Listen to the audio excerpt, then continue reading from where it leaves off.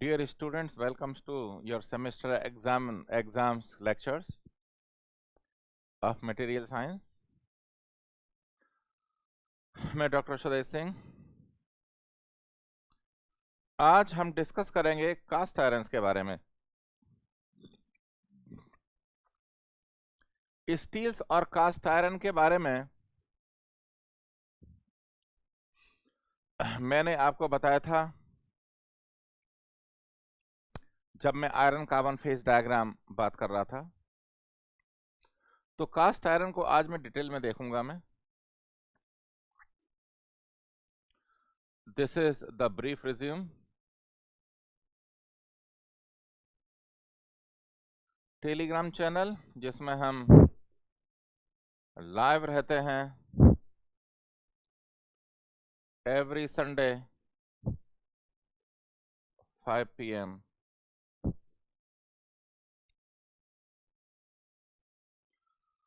तो आज मैं डिस्कस करूंगा कुछ कास्ट आयरन्स के बारे में।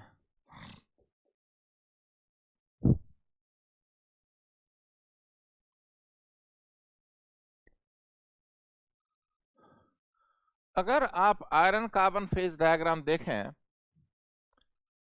दोबारा से अगर आप आयरन कार्बन फेज डायग्राम देखें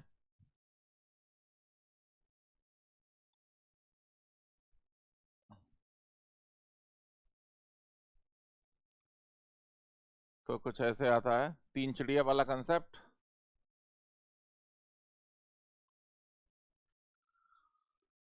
और इन मटेरियल्स को बोलते हैं हम कास्ट आयरन्स, है कि नहीं? तो ये लेक्चर रिलेटिवली छोटा होगा और थोड़ा सा इंटेंस होगा।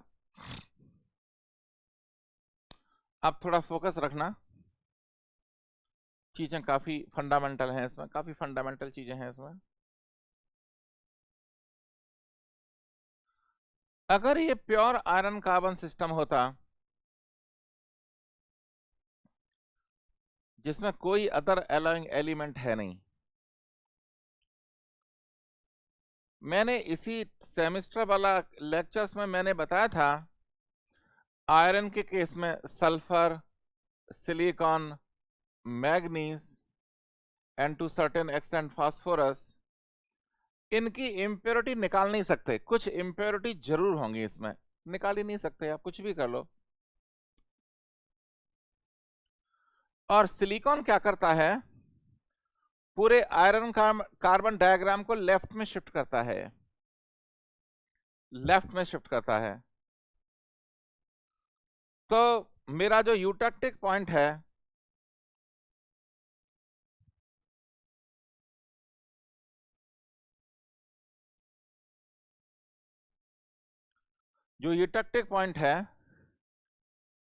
वो it will appear eight much lower percentage of carbon. क्यों? क्योंकि इनको ऐड करने से कार्बन इक्विवेलेंट बढ़ रहा है। और इसके बारे में मैंने आपको प्रीवियस लेक्चर में समझाया था कि कार्बन इक्विवेलेंट क्या होता है और ये क्या करता है।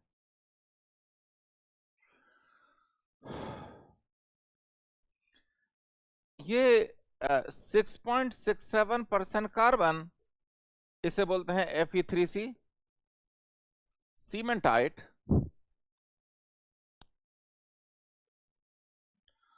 तो अगर ये प्योर आयरन कार्बन सिस्टम होता, खुदा ना खास्ता, अगर ये प्योर आयरन कार्बन सिस्टम होता और उसमें आपने 6.67% से ज्यादा कार्बन डाल दिया होता, प्योर आयरन कार्बन सिस्टम होता और उसमें आपने 6.67% से ज्यादा कार्बन डाल दिया होता, तो उससे ज्यादा कार्बन तो आयरन में डाइजेस्ट हो नहीं सकता। तो जो एक्सेस कार्बन है वो बाहर आ जाएगा फ्लेक फॉर्म में। जैसे आपका ये मटेरियल है, तो एक्सेस अमाउंट ऑफ कार्बन वो फ्लेक फॉर्म में आ जाएगा। और छोटी छोटी पॉकेट्स होंगी ग्रेफाइट की। ये गोल्ड फ्लेक नहीं है। क्या कुछ लोग आप लोग पीते भी होंगे शायद। तो गोल्ड फ्लेक नहीं है, ये iron flake, I mean graphite flakes हैं। पर हो क्या रहा है, क्योंकि इन एलिमेंट्स की इम्प्योरिटी होगी तो ये कंडीशन आ जाएगी 2.5 to 4% कार्बन पे ही।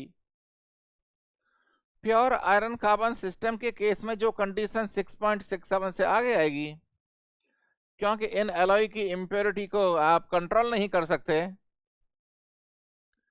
तो ग्रेफाइट फ्लेक्स जो बनेंगे इन इम्प्योरिटीज की वजह से इस कंपोजिशन के बीच में बन जाएंगे। और इस कास्ट आयरन को बोलते हैं हम grey cast iron. Grey cast iron क्या होता है, जो मैंने यहां पे दर्शाया हुआ है, ग्रे कास्ट आयरन क्या होता है, वो कास्ट आयरन जिसके बीच में ग्रेफाइट फ्लेक्स होंगे, छोटे छोटे ग्रेफाइट के पॉकेट होंगे, उसको बोलते हैं ग्रे कास्ट आयरन। और ग्रे कास्ट आयरन कितनी कार्बन की परसेंटेज पे बन जाएगा, इतनी, क्योंकि इसमें ये इंप्योरिटीज हैं। क्योंकि ग्रे कास्ट आयरन में ये ग्रेफाइट फ्लेक्स होंगे, it acts as a vibration damper. It acts as a vibration damper. इसलिए इस मटेरियल को, जो ग्रे कास्ट आयरन है, इसलिए इस मटेरियल को हम यूज करते हैं इन मेकिंग मशीन बैट्स।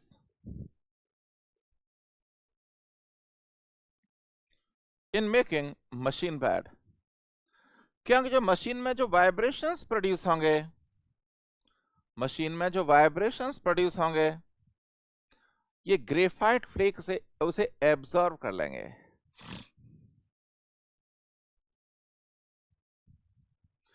अगर ये वाइब्रेशन आपने डैम्प नहीं किया, तो these vibrations will be transported to the finish part, और उससे उसकी सरफेस फिनिश खराब होगी। अगर ये वाइब्रेशन ट्रांसपोर्ट हो गए फिनिश पार्ट को, तो उससे सरफेस फिनिश खराब हो जाएगी। सरफेस फिनिश खराब हो जाएगी, मतलब जो हमारा फाइनल प्रोडक्ट है मशीन कंपोनेंट, उसकी अपीयरेंस अच्छी नहीं होगी, खराब हो जाएगी। इसको बोलते हैं हम ग्रे कास्ट आयरन।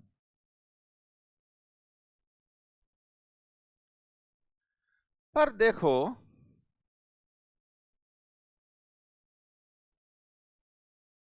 देखो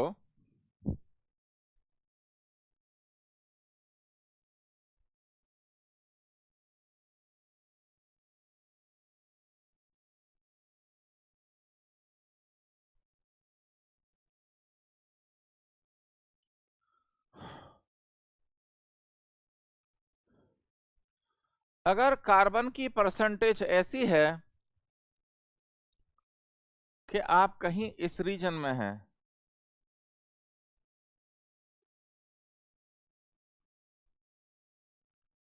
मतलब अलॉय के साथ कार्बन की परसेंटेज और कम हो जाएगी। इस रीजन में क्या है, आयरन और कार्बन बॉन्ड बना रहे हैं, कोई भी कार्बन फ्री या फ्लेक फॉर्म में नहीं है। कार्बन जो भी अब प्रेजेंट है आयरन में, वो आयरन के साथ बॉन्ड बना रहा है। अगर मटेरियल को स्लोली कूल करेंगे, लिक्विड आयरन को अगर आप स्लोली कूल करेंगे, तो जो भी अमाउंट ऑफ कार्बन प्रेजेंट है आयरन में, वो आयरन के साथ बॉन्ड बना रहा होगा स्लो कूलिंग पे। इस तरह के कास्ट आयरन को बोलते हैं व्हाइट कास्ट आयरन।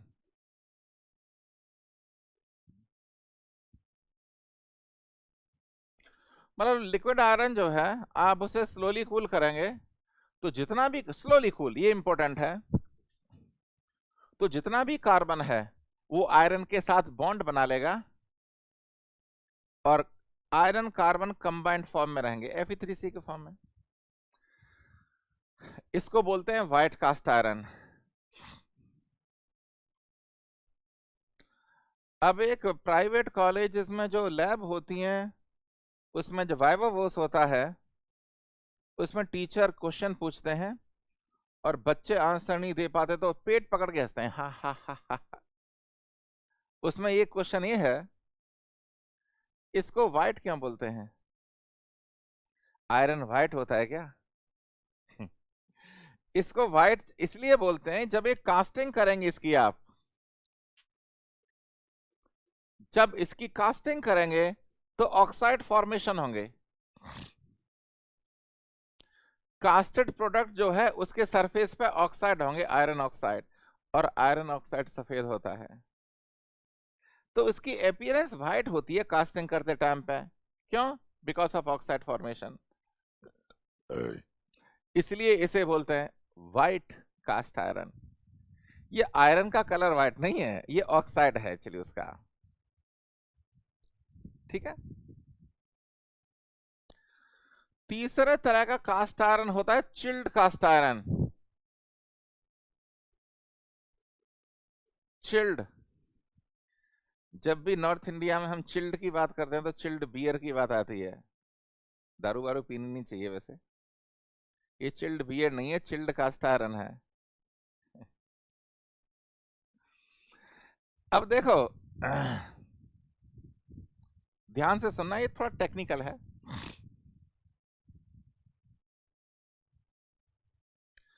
आपके पास जो कंपोजिशन है ना आयरन कार्बन की, जो कंपोजिशन है वो ग्रे कास्ट आयरन की है। वो किसकी है? ग्रे कास्ट आयरन की।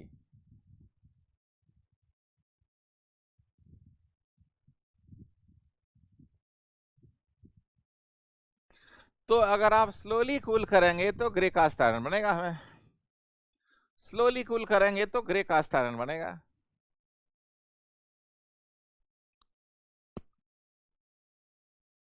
ग्रे कास्ट आयरन बनेगा।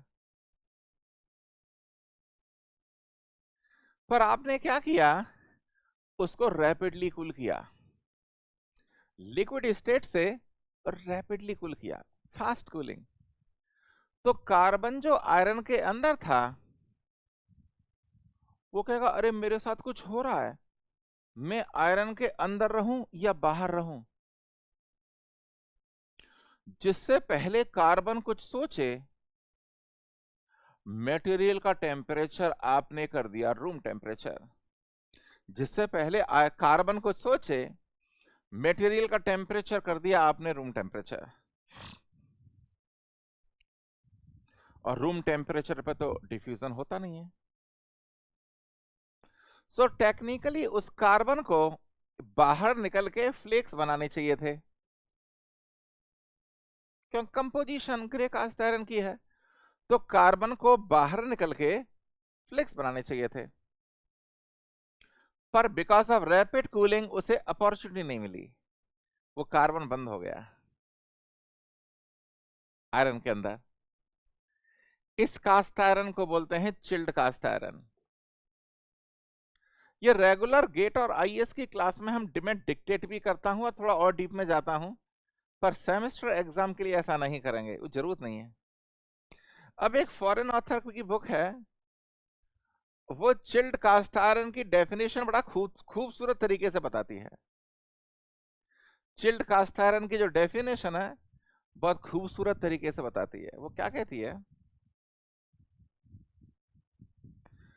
Cast iron of such composition, अंग्रेजी पढ़ना तो यूपी बिहार वालों की अंग्रेजी माशाल्लाह होती है, तो अंग्रेजी सुनो, हमारी हम भी यूपी का हूं तो अंग्रेजी जबरदस्त होती है हम लोगों की।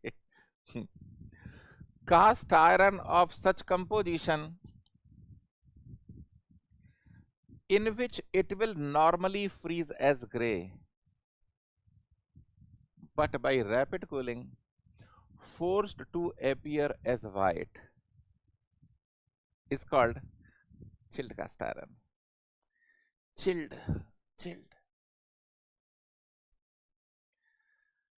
भाइयों और बहनों, ये दोनों जो कास्ट आयरन है, these cast irons are extremely brittle. These cast irons are extremely brittle. बहुत ब्रिटल होते हैं। तो इनके direct engineering applications are very limited. Direct engineering applications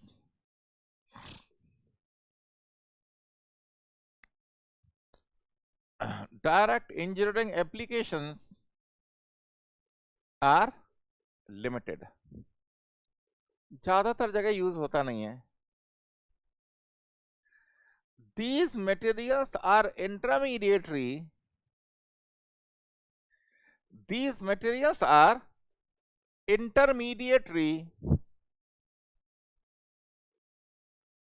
in making ductile cast irons.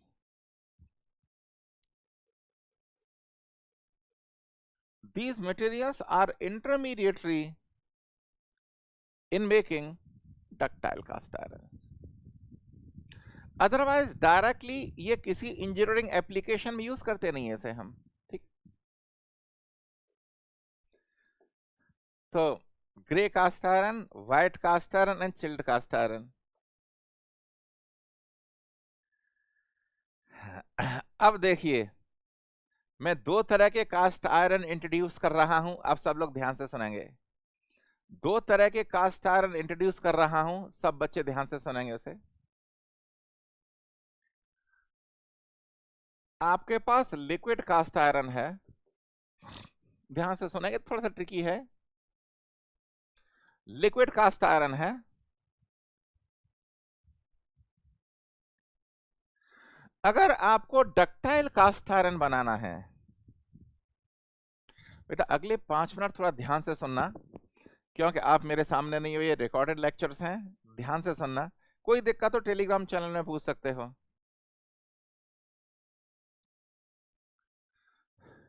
अगर आपको डक्टाइल कास्ट आयरन बनाना है, तो जब ये कास्ट आयरन लिक्विड स्टेट में हो, उसमें आप मैग्नीशियम या सीरियम ऐड कर दो। इसको क्या बोलते हैं? सीरियम। ये एलिमेंट है, या तो मैग्नीशियम ऐड कर दो या cerium. These materials are like catalysts. These materials are like catalyst. जब कास्ट आयरन लिक्विड स्टेट में है, उसमें थोड़ा सा मैग्नीशियम या सीरियम थोड़ा घोल दो। उसके बाद आप क्या करो, आप उसे क्वेंच करो। क्वेंचिंग का मतलब क्या होता है? Rapid cooling. क्वेंचिंग का मतलब क्या होता है? Rapid cooling. क्वेंच करो तो यहां पे क्या बन जाएगा आपका? Chilled cast iron.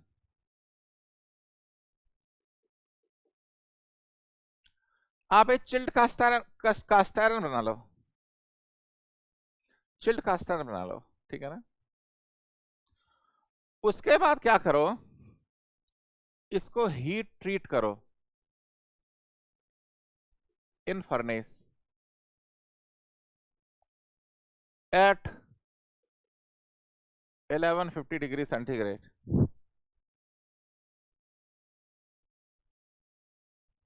मतलब 1150 से ऊपर नहीं जाएंगे, क्योंकि आप इसे आयरन कार्बन डायग्राम को देख रहे हो। 1150 डिग्री सेंटीग्रेड पर तो ये वाली लाइन है मेरी ना। अगर आपने उससे ऊपर हीट कर दिया तो मटेरियल दोबारा से लिक्विड बन जाएगा, मटेरियल दोबारा से लिक्विड बन जाएगा। तो 1150 से नीचे नीचे ही हीट करते हैं। आपने चिल्ड कास्ट आयरन बनाया और दोबारा से उसे हीट किया फर्नेस में at a temperature less than 1150 degree centigrade. तो इस and then cooled slowly in furnace. Cooled slowly in furnace. इससे पता है क्या होता है, जो एक्सिस कार्बन है ना वो हजारों लोकेशन पे सेंटर की तरफ डिफ्यूज होगा, कुछ ऐसे घड़ी जैसा स्ट्रक्चर बना लेगा।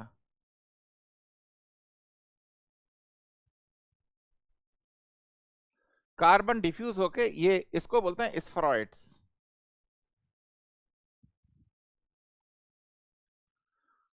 And these spheroids are very soft. और इस कास्ट आयरन का नाम है spheroidal grey cast iron, SG iron, spheroidal grey cast iron और एसजी आयरन। जो प्रॉपर्टी होती है वो जनरली उसके क्रिस्टल स्ट्रक्चर और माइक्रो स्ट्रक्चर पर डिपेंड करती है, ठीक है ना। तो स्फेरोडियल ग्रे कास्ट आयरन और एसजी आयरन, पर एक्चुअली इसमें फर्नेस टाइम बहुत ज्यादा है तो मटेरियल एक्सपेंसिव होगा। इंडस्ट्री में इसे बोलते हैं एसजी आयरन, पर एक्सपेंसिव होगा। आपको डक्टिलिटी थोड़ी बहुत इंप्रूव करनी है, पर मटेरियल थोड़ा चीप होना चाहिए। तो मटेरियल चीप कैसे होगा, उसका फर्नेस टाइम कम करो। उसका फर्नेस टाइम कम करो तो मैं क्या करता हूं, इसमें लिक्विड कास्ट आयरन को मैंने क्वेंच नहीं किया, एक कंट्रोल्ड रेट से कूल किया। यहां पे मैंने चिल्ड कास्ट आयरन नहीं बनाया, कंट्रोल्ड रेट से कूल किया। तो बता माइक्रो स्ट्रक्चर कुछ कैसा आएगा, नीडल लाइक, या तो ये वाला माइक्रो स्ट्रक्चर आ जाएगा नीडल लाइक, या फिर देखो इस फ्रॉइड्स पे फुलझड़ियां होंगी कुछ ऐसे, शार्प कॉर्नर्स।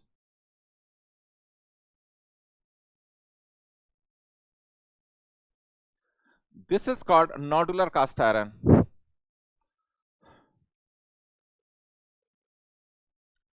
और नीडल लाइक, सुई चुभेगी, कांटा चुभा दिया तो ये भी तो सुई है, मल्टीपल सुई, नोडुलर कास्ट आयरन। इंडस्ट्री में इस नोडुलर कास्ट आयरन को बोलते हैं डक्टाइल कास्ट आयरन, और एसजी आयरन को बोलते हैं मेलिएबल कास्ट आयरन। पर देखो अलग अलग बुक में ना, इंडियन ऑथर्स है फॉरेन ऑथर्स में है, इसको भी डक्टाइल बोल देते हैं, इसको भी मेलिएबल बोल देते हैं, पर नेचुरल कन्वेंशन ये है इसको मेलिएबल बोलेंगे, इसको डक्टाइल। अगर इस मटेरियल को डक्टाइल कास्ट आयरन बोला ना तो मैं गलती नहीं कर रहा कुछ भी मैं, बट एक ट्रुथ ये भी है, this cast iron will be most ductile material. तो ब्रॉडली अगर कास्ट आयरन की बात करें, ये कास्ट आयरन 5 तरीके के होते हैं। अच्छा थोड़ा बहुत जैसे मीचन टाइट कास्ट आयरन है, ये मीचन टाइट कास्ट आयरन एक ग्रे कास्ट आयरन का ही एक अलग वेरिएंट है। पर अगर बेसिक फंडामेंटल देखा जाए, कास्ट आयरन 5 ही तरीके के होते हैं, grey cast iron, white cast iron, chilled cast iron, malleable cast iron and nodular cast iron. 8-10 तरीके के और भी कास्ट आयरन होंगे, वो इन 5 कास्ट आयरन का कोई एक वेरिएंट ही होगा। तो सेमेस्टर एग्जाम में जो मैंने डिस्कस किया, कास्ट आयरन का कोई क्वेश्चन हुआ कहीं इस थ्योरी को एकोमोडेट करने की कोशिश करो। Wish you all the best and see you in the next lecture.